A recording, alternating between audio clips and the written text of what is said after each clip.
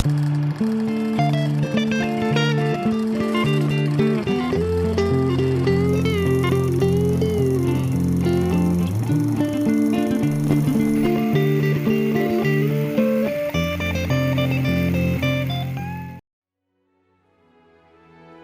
the rest of time, it would be like no one even knew he was ever here. América nació en las calles, reza el tagline de Gangs of New York. Pero ¿qué calles son esas si el propio Scorsese manipula digitalmente el skyline de la ciudad para colocar de forma imposible el Empire State Building, de modo que todos podamos identificar la postal?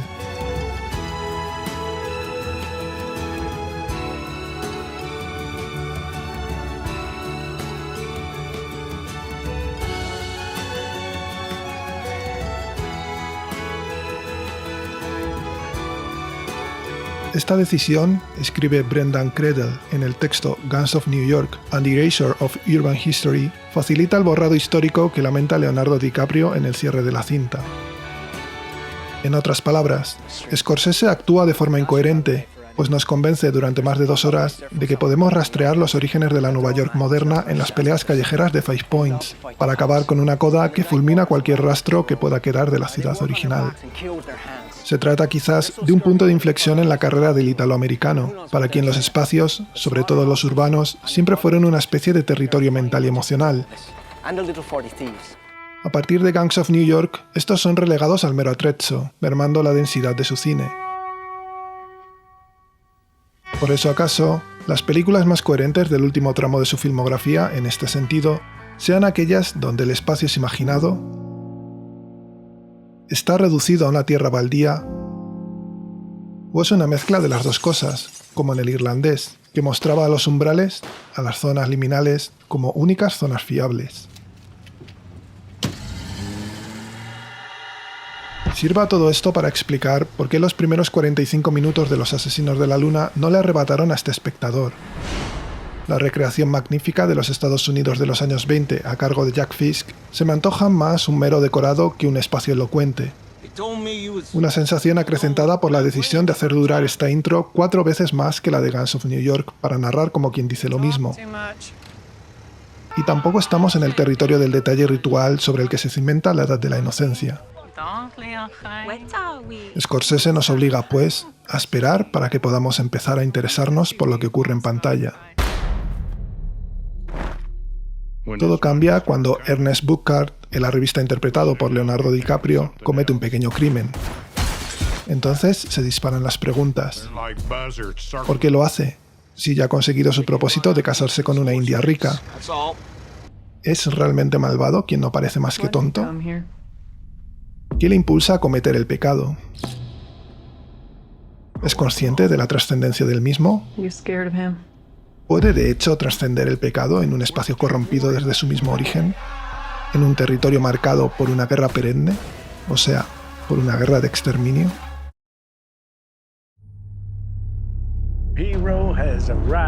Buckhart ha salido de una guerra para meterse sin solución de continuidad en otra. La violencia diaria es lo normal para este hombre idiotizado, enajenado, moderno. Si la parte central de Los Asesinos de la Luna le subyuga a este espectador, es porque a través del montaje fluido, Thelma Schoonmaker vertebra una sociedad marcada por el exterminio y sus políticas, que aquí destruyen la solidez del diseño de producción de Jack Fisk para convertir la reserva india en una tierra en disputa, como siempre ocurre con este tipo de conflictos. Scorsese filma así un desplazamiento definitivo de una comunidad por otra. Los tambores con los que Robbie Robertson evoca la cultura india en la banda sonora pasan a un segundo plano, al ser velados por un blues que, al contrario de la música nativa, relegada al exotismo, deviene fundacional. Lo negro suplanta de esta manera a lo indio como minoría tolerada. Esto ocurre ante nuestros ojos en tiempo real, entre comillas, gracias a un montaje a medio camino entre las formas espíricas marca de la casa y el tempo más clásico que ha cincelado las últimas creaciones del director. En ese fluir de acontecimientos de diversa índole, nacimientos, entierros, bailes, asesinatos, reducidos a situaciones intercambiables, se dirime una lucha sin cuartel entre la repetición y la ritualidad que acerca al film a varias formas autorales y de vanguardia que tienen como punto en común las citadas políticas de exterminio, expuestas desde distintos ángulos. la ritualidad que despersonaliza, la repetición que deshumaniza, la complicidad con el sinsentido o la ritualidad religiosa que rehumaniza.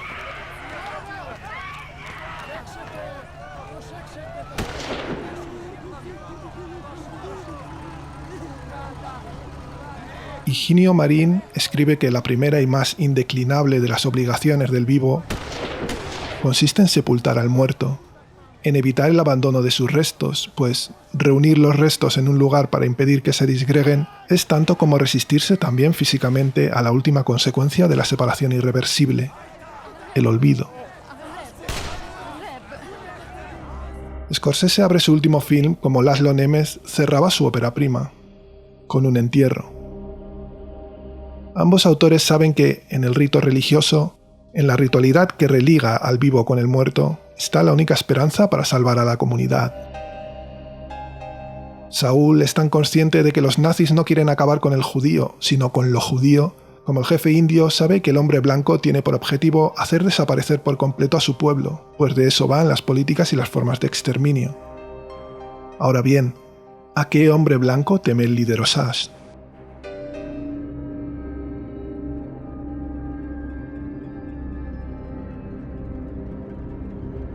En Los asesinos de la luna, el catolicismo hibrida con la cultura india, maltratada por el mundo anglosajón, dominador de una modernidad cuya sensibilidad, decía Susan Sontag, está atravesada por la seriedad moral judía y el esteticismo y la ironía homosexuales.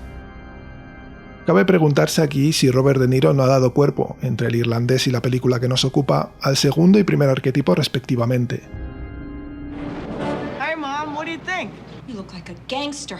Lo que está claro es que el judío, una minoría discriminada durante décadas en Estados Unidos, es mostrado esta vez desde un perfil nada complaciente, forjador de una futura sensibilidad blanca atravesada por el capital, lo que supone un giro tremendo frente a lo visto en Goodfellas, donde, según Larissa M. Ennis, el autor usaba a gánsteres blancos de origen irlandés, italiano y judío para recrear una masculinidad blanca simpática para un público estadounidense que en las últimas décadas se había familiarizado con los defectos de los hombres blancos. En otras palabras, uno de los nuestros vendría a revalorizar y centrar la masculinidad blanca, recordando que estos hombres también han sido víctimas históricas del sistema. Esta lectura le otorga un sentido especial a la última hora de Los asesinos de la luna, donde el director parece autocitarse.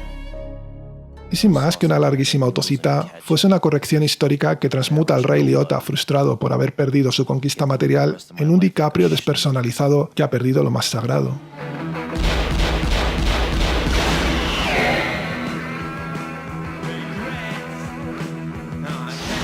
Y el irónico My Way de Sid Vicious, de paso una hermosa escena confesional entre el pobre idiota y su mujer, refrendaría esta idea, según nos lleva a otra. La violencia ritual de la que es cómplice DiCaprio le convierte en un ejecutor a la par que en una víctima, de una manera que lo aproxima bellamente a uno de los mejores personajes en la carrera de Scorsese.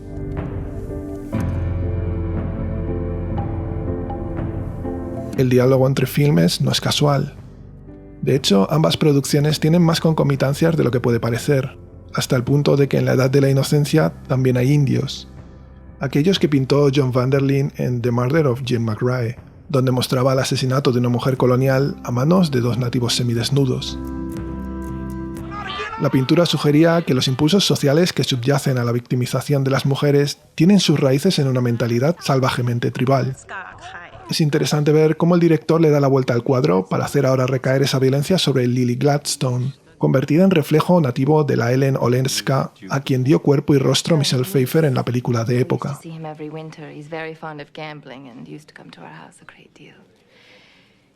Pero estas mujeres no son las únicas que pagan el precio de la violencia social. Newland Archer y Ernest Buckhart acaban igualmente heridos. La guerra perenne que forjan las vibrantes ediciones de Thelma Schoonmaker, construidas sobre repeticiones y rituales, les acaban por vaciar también a ellos. Los trabajos de la montadora en el metraje completo de la Edad de la Inocencia y en la hora y cuarto central de Los asesinos de la luna logran conquistar en imágenes las susodichas formas de las políticas de exterminio, marcadas por una agresión sotto voce, por una violencia en continuo, que acaban por cincelar al hombre contemporáneo y su oscura soledad.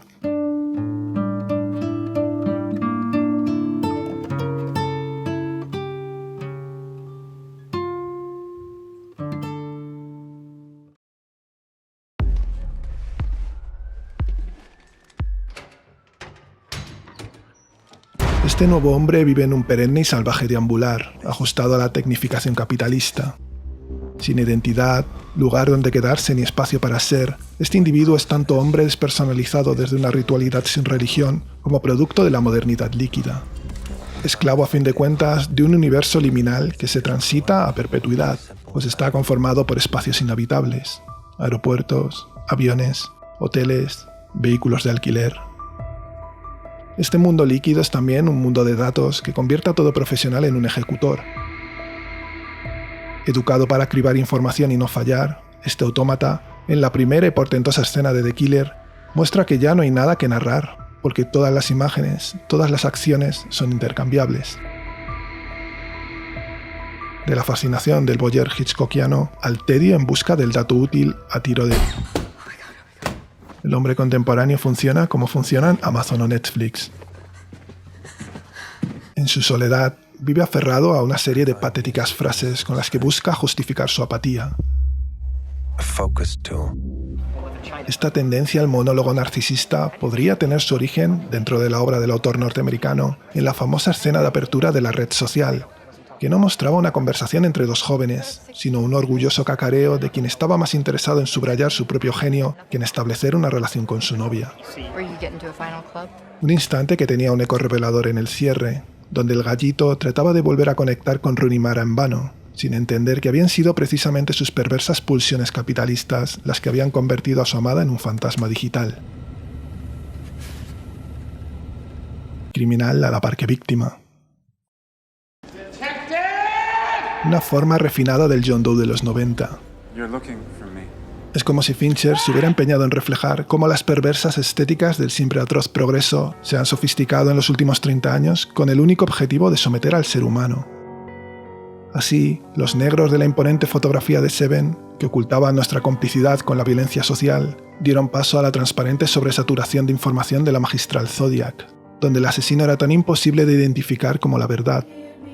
La red social acertó a ver que toda aquella información era negocio, y ahora The Killer mira todos esos datos desde la óptica de un mundo globalizado con la meta de cribarlos y convertir al profesional al que da cuerpo Michael Fassbender en el ejecutor perfecto.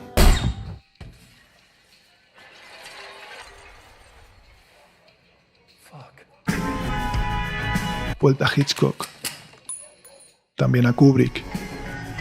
Aún existe algo de humano en este asesino. Aquello que desvela el error. Su incapacidad para dominar lo imprevisible de nuestra propia existencia. Por ahí se filtran unas emociones que ya parecían perdidas y que aceleran el film en una serie de escenas de acción formidables, como la huida en moto del piso franco-parisino o la mejor pelea cuerpo a cuerpo vista este año en nuestras pantallas. El crítico Sergi Sánchez ve en todas estas peripecias vividas por el asesino una particular versión de notas sobre el cinematógrafo de Bresson. Para él, Fincher estaría hablando de su forma de actuar como cineasta. Una opinión descartada por Eric Messerschmidt, el director de fotografía de la cinta, y que a este espectador tampoco le convence. A menos de que pensemos al personaje de Fassbender más bien como un empleado de Netflix que lucha por hacer arte dentro de un gran negocio digital. De ser así, The Killer reflejaría la lucha del autor por seguir manteniendo viva la llama de un cine reducido a guarismos y algoritmos. En ese contexto, el triunfo de Fincher se empezaría a fraguar justo allá donde el criminal comete un error de cálculo. En el lugar donde la vida muestra todo su potencial irreductible. Allí donde aún hay esperanza para el ser humano. Donde la luz nunca se apaga. Un espacio acaso ya también liminal, como los umbrales hacia la muerte del irlandés, donde hasta los peores asesinos se arrodillaban para suplicar. Unos lugares de entremedias en los que, por fin, conocen el miedo los gestores de un caos diario de unos y ceros del que, como Newland Archer, como Ernest Buckhart o como cualquier antihéroe fincheriano, todos somos víctimas a la par que cómplices.